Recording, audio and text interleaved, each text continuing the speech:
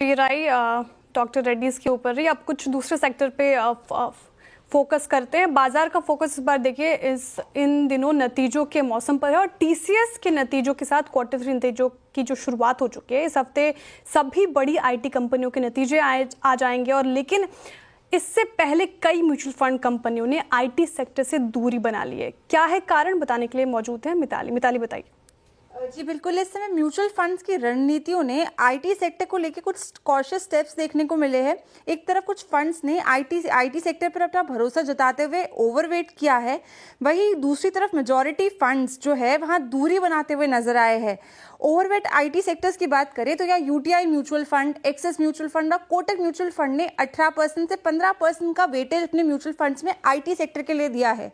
वहीं कुछ mutual funds ऐसे भी है जैसे कि मिराय, आदित्य बिरला और निपॉन, जहां हमें अंडर वेटेज आईटी सेक्टर्स में देखने को मिला। इसके अलावा और भी कुछ म्यूचुअल फंड्स हैं जहां पे आईटी सेक्टर्स में पर्टिकुलरली हमें अंडर वेटेज देखने को मिला। इसका कारण अगर जानने की कोशिश करें तो क्वार्टर 3 ज़्यादातर कमज़ोर तिमाही रहती है। साथ ही छुट्टियां और फरलो के चलते ये क्वार्टर थोड़ा कमज़ोर ही रहता है। फरलोज से प्रोजेक्ट्स में डिले होता है जिसका इफेक्ट डायरेक्टली रेवेन्यू में देखने को मिलता है।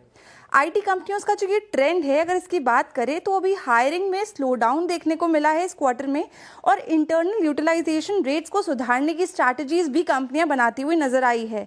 हेल्थ केयर, रिटेल और ई कॉमर्स सेक्टर्स में नई डील्स भी मिल रही है।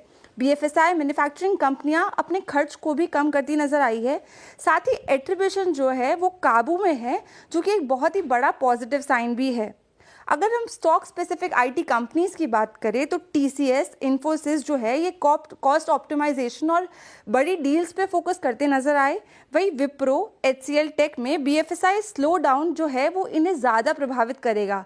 अगर हम मिड कैप स्टॉक्स की बात करें तो क्वार्टर 3 में यहाँ ग्रोथ जो है वो कम देखने को मिल सकती है।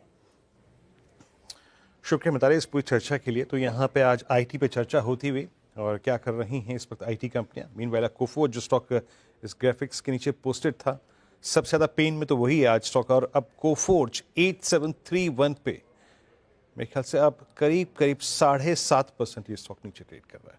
मतलब अगर मैं रीसेंट हिस्ट्री में देखूं तो कोफोर्ज में ऐसा फॉल नहीं था, मेरे चार्ट पे एटलीस्ट कभी नहीं था। 7% कंटिन्यू फॉल। ये आपकी राय की होगी मानस, एक सेशन में इतना बड़ा प्राइस डैमेज ये लास्ट टाइम हुआ था 24 अक्टूबर 2024 को। अब लेकिन उस बार तो बाइंग आ गई थी 50 डिमा से, इस बार तो ये जा रहा है बहुत अच्छी तरीके से और हैवी वॉल्यूम्स के साथ।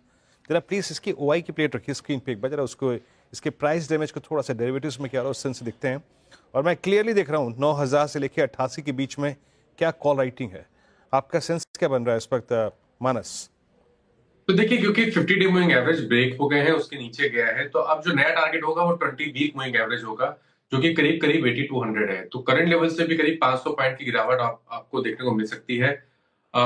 मेरे ख्याल से कभी कोई उछाल मिले तो लॉन्ग पोजीशन से एग्जिट करना है। एग्रेसिव होकर शॉर्ट भी बनाए जा सकते हैं, लेकिन केवल बाउंस बैक पे शॉर्ट बनानी चाहिए।